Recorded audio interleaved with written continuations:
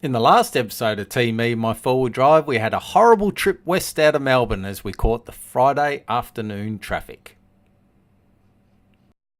Not all was lost though. We arrived at the Kyoto campground to find that we had the entire place to ourselves.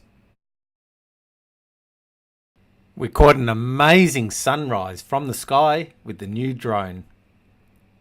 I had a little bit of trouble trying to get T out of bed. And of course I introduced you to Ian and to Gus, who are joining us on this trip.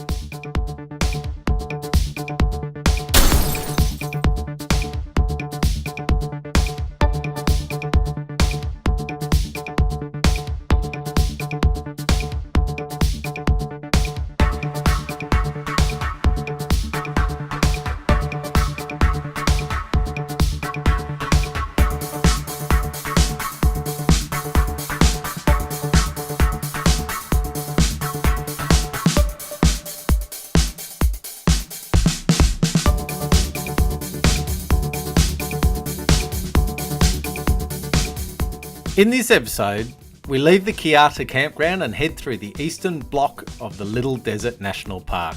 The Salt Lake track, which was the first one for the day, was so difficult, I even forgot to film it. We head on down the infamous McDonald Highway and decide to stop at Broughton's Waterhole for lunch. There's an old windmill here.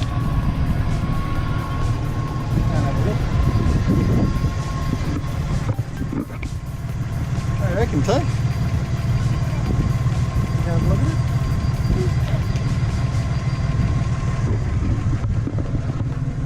I think we got a bit ahead of the other guys. They're still coming down the track somewhere. Oh, here they are. I think I can just see them in the distance now. Spinning around. There we go. Into the sun. Sorry about that.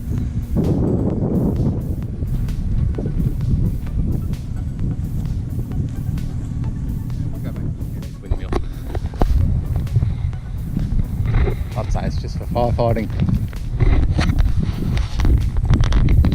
Obviously hasn't been used in a very long time. Not creating a lot of wind.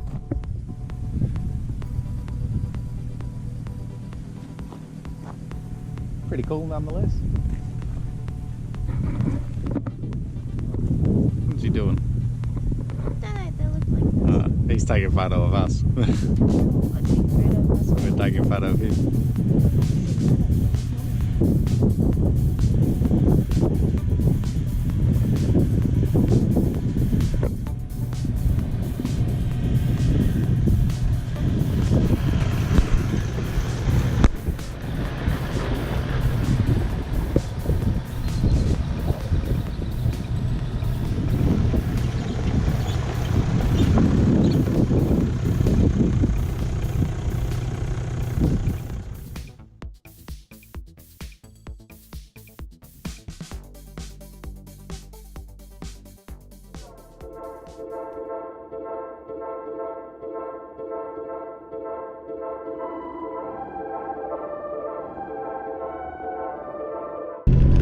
Two tracks side by side. That was the other track we could have gone. I chose this one. This one was the harder track. Oh dear! That's awesome! They just jumped the fence in front of us. They're heading off to the left.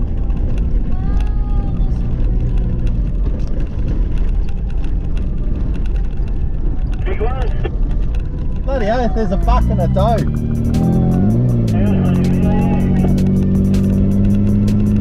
They were in the field over here. They leapt over the fence and just went running off into the scrub. That was awesome.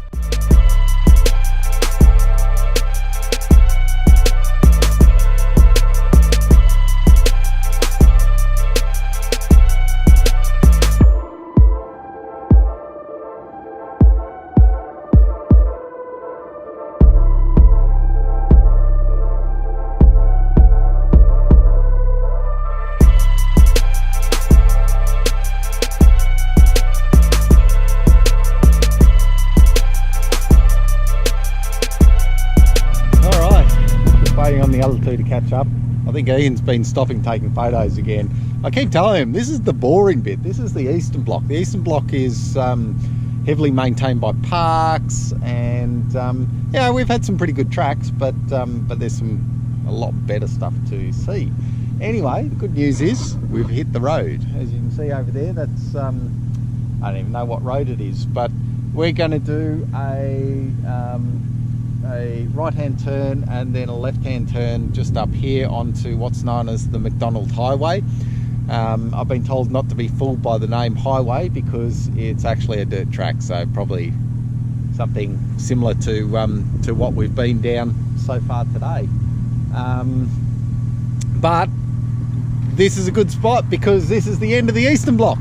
From here on in we get into the central block, and we're going to push through into the western block. So very exciting. Once we get onto the western block, we're going to push all the way through to the South Australian border, head up around to the north a little bit, and then actually drive down the border.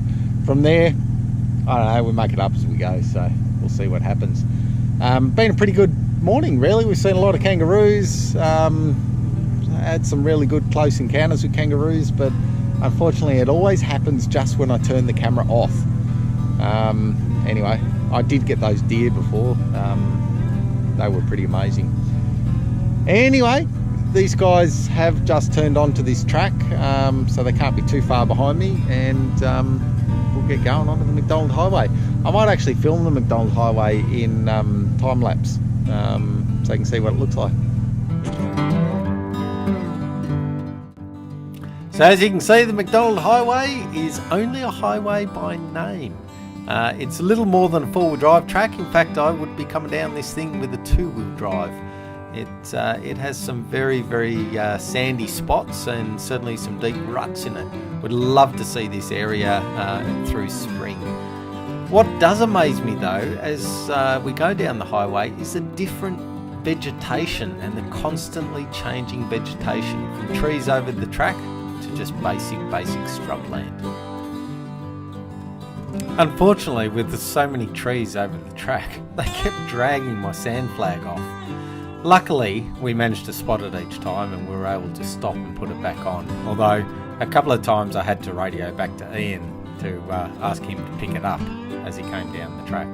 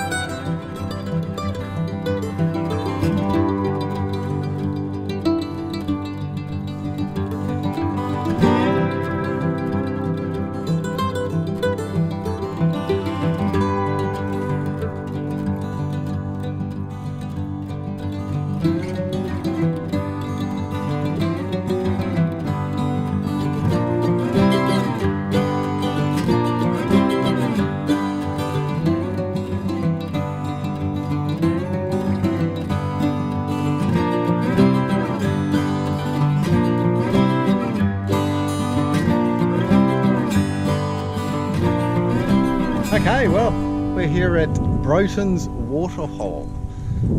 This is actually a camping ground. You can see the waterhole over there in the distance. Not a lot of water in it at the moment. I've actually seen pictures of this where the water is up a lot higher than that, so it's down pretty low. This was one of the locations. We may end up coming back here to camp tonight. We'll see how we go. Although we did find there's a bunch of bees down by the water playing in one of the logs, so don't know what it is. Got the drone up, had a bit of a fly around, got some maybe good footage, almost had a couple of smashes, learned a few things about using the sport mode in around the trees, but anyway, we got some quick footage, so it's something at least. And unfortunately we found out that the car chargers just don't put out enough ampage to charge the batteries, so that's the end of the drone footage. I'm going to have to get an inverter or something, stick it in the car. It's the only way I can get the amps out to charge them. But anyway, we're going to have some lunch here, and then make our way over to the Wild Wild West, and hopefully do some more sand driving, some more sand dunes. Should be good fun. We'll see you then. Thanks for watching T, me and my four-wheel drive. Hope you enjoyed the new shorter version of our episodes.